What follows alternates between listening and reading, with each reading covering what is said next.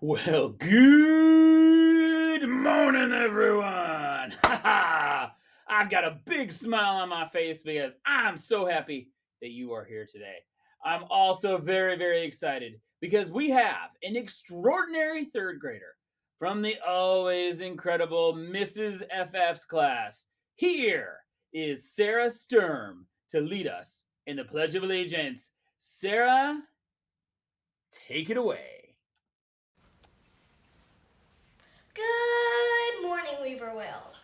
I'm Sarah Sturm, and I'm going to be leading you in the Pledge of Allegiance. Please remove all hats and hoods and raise your right hand over your heart. Ready, begin. I pledge allegiance to the flag of the United States of America and to the republic for which it stands, one nation, under God, indivisible, in liberty and justice for all. Thank you very much, and you may now be seated. Alrighty, so I am super excited because we're going to be taking part in something that's going to be lasting until about the last day of school. It's going to be an incredible, incredible experience, and I'm really looking forward to it. And it's this right up here: one school, one book. We are going to be having a read aloud of the same book in all grade levels, and it's going to be led by a whole bunch of guest speakers. I'll be one. Our superintendent might be one. Some of our board members, some other principals, some key people at Weaver might be. You might be surprised at who's going to show up. But I'm really excited because this book is a great one, and it's called Song for a Whale by Lynn Kelly. And it's a chapter book. So each day, starting on Friday, we are going to be having a different person read a different section of the book, and we will be going until just about the end of the year. So I'm super excited about this because it's going to give us all something to talk about, something to share with our families. So I really hope you enjoy. But to kick it off and to get you ready, to get you kind of excited, two things. First one, you're going to hear a short talk about the book from the author, Lynn Kelly.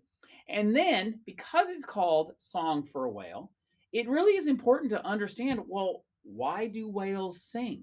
What is the purpose? So I hope you enjoy this little video that's going to give you a little bit more into those beautiful songs that these whales sing. I'm looking forward to it. I hope you are too. And get ready for an amazing story. Hi, my name is Lynn Kelly, author of Song for a Whale. This is a story of a girl named Iris who lives life fully, even though some think that her deafness might slow her down. In her science class at school, she learns about Blue 55, the loneliest whale in the world. Being a tech whiz herself, Iris has a mission: use her skills to find a way to communicate with this lonely whale. Like so many deaf people I've worked with as a sign language interpreter, Iris is surrounded by those who don't speak her language. Though that isolation is frustrating, this smart and resourceful girl navigates through the world around her to reach out to someone who needs a friend. Communicating underwater is challenging. Light and odors don't travel well, so it's hard for animals to see or smell. But sound moves about 4 times faster in water than in air. So in this dark environment, marine mammals often rely on vocalization to communicate. That's why a chorus of sounds fills the ocean. Clicks, pulses, whistles, groans, boings, cries, and trills, to name a few. But the most famous parts of this underwater symphony are the evocative melodies, or songs, composed by the world's largest mammals, whales. Whale songs are one of the most sophisticated communication systems in the animal kingdom. Only a few species are known to sing: blue, fin, bowhead, minke whales, and of course, humpback whales. These are all baleen whales, which use hairy baleen plates instead of teeth to trap their prey. Meanwhile, toothed whales do use echolocation, and they and other species of baleen whales make social sounds, such as cries and whistles, to communicate. But those vocalizations lack the complexity of songs. So how do they do it? Land mammals like us generate sound by moving air over our vocal cords when we exhale, causing them to vibrate.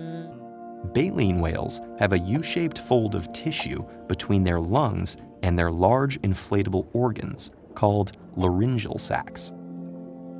We don't know this for sure because it's essentially impossible to observe the internal organs of a living singing whale, but we think that when a whale sings, muscular contractions in the throat and chest move air from the lungs across the U-fold and into the laryngeal sacs, causing the U-fold to vibrate.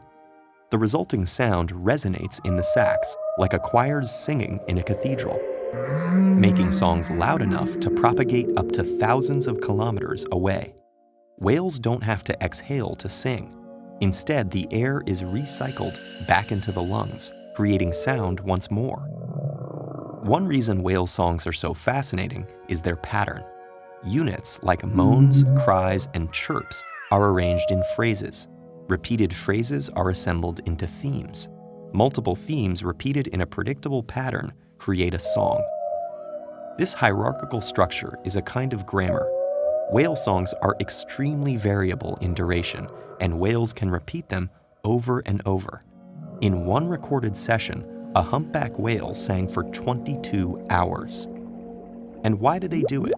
We don't yet know the exact purpose, but we can speculate. Given that the singers are males, and they mostly sing during the mating season, songs might be used to attract females. Or perhaps they're territorial, used to deter other males. Whales return to the same feeding and breeding grounds annually, and each discrete population has a different song. Songs evolve over time as units or phrases are added, changed, or dropped. And when males from different populations are feeding within earshot, phrases are often exchanged, maybe because new songs make them more attractive to breeding females. This is one of the fastest examples of cultural transmission, where learned behaviors are passed between unrelated individuals of the same species. We can eavesdrop on these songs using underwater microphones called hydrophones. These help us track species when sightings or genetic samples are rare. For example, scientists have been able to differentiate the elusive blue whales populations worldwide based on their songs. But the oceans are getting noisier as a result of human activity. Boating, military sonar, underwater construction, and seismic surveys for oil are occurring more often, which may interfere with whales' communication. Some whales will avoid key feeding or breeding grounds if human noise is too loud, and humpback whales have been observed to reduce their singing in response to noise 200 kilometers away. Limiting human activity along migratory routes and in other critical habitats, and reducing noise pollution throughout the ocean would help ensure whales' continued survival. If the whales can keep singing and we can keep listening, maybe one day we'll truly understand what they're saying.